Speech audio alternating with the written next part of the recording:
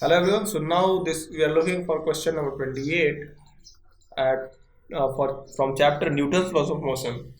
Here it is given that there are three pulleys. This is pulley one, and uh, the mass which is hanging with this pulley is m1. This is m1. Now uh, there is one more. There is one more pulley, and the mass which is hanging with this pulley is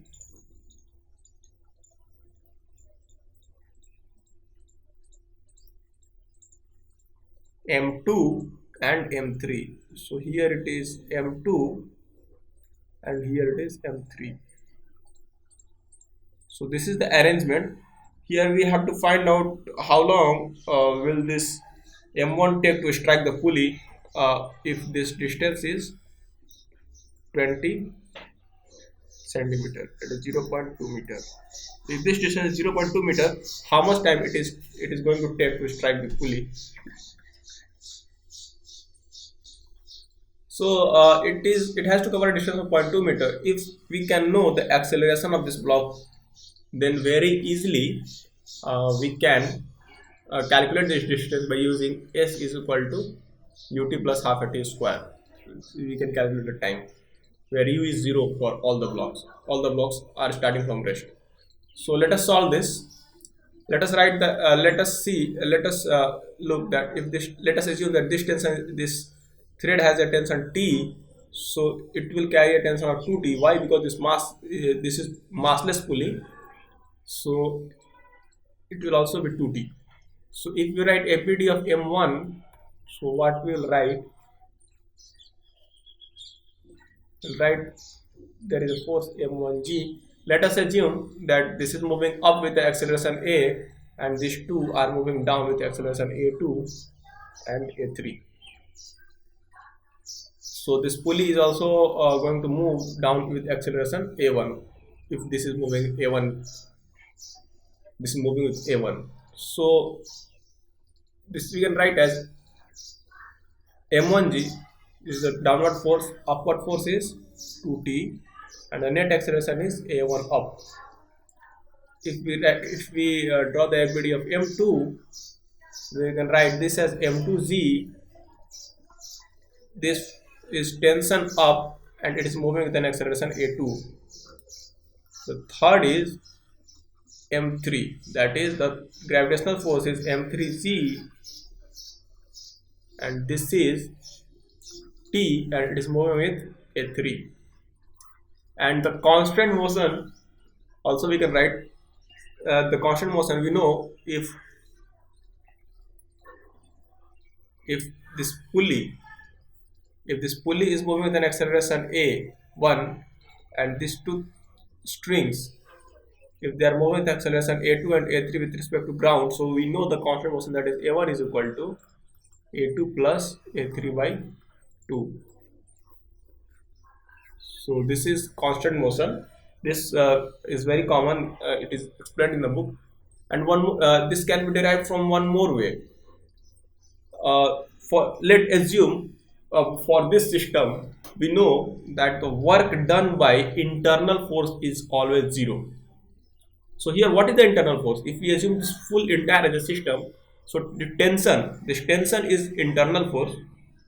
Why? Because if we can assume this thread as system, so this here it is acting T2T, here also it is going back to T. So this internal force is nothing but tension. So we'll assume that work done by this tension force is going to be 0. So let's assume that this block is moving with the displacement x1, this is moving with displacement x2, and it is moving with the displacement x3. So the work done by this force, these two are lying together in same direction, that is 2T into x1. By this tension is up, but displacement is below, so work done will be negative, that is minus Tx2, and this is minus Tx3 is equal to 0. That is work done by all the tension forces is going to be 0.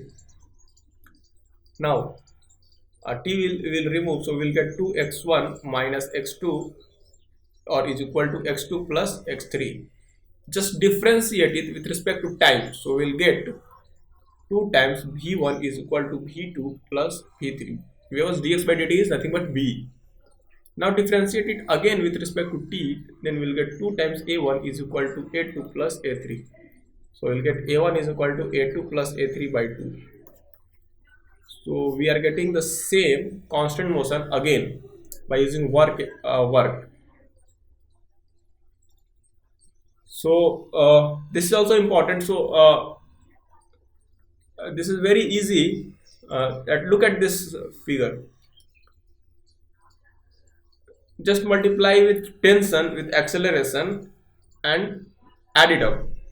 If both are in same direction, take it as positive. Both are in opposite direction, so take it as negative. Just add it up. We can very easily get the relation. Like how I got here, that 2t into a1.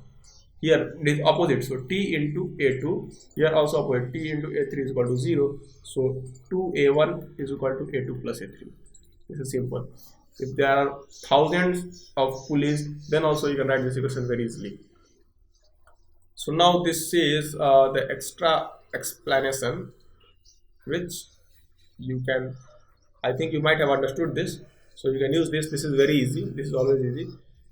So this is the relation between accelerations. This is, let it write to equation 1. Now what is the second equation? We will write second equation from here. That is 2t minus m1g. 2t minus m1g. This is from FBD1. This is FBD1, FBD2, FBD3. FBD1. 2t minus m1g is equal to m1 into a1. Equation 2. Here we will write from FBD2, m2g minus t is equal to m2 into a2, 3. And here from FBD3 we will write m3g minus t is equal to m3 into a3. This is equation 4. So we have 4 variables, a1, a2, a3 and t. 4 variables, we have 4 equations. So by solving them, you can get the value of a1. So what is the easiest way to solve?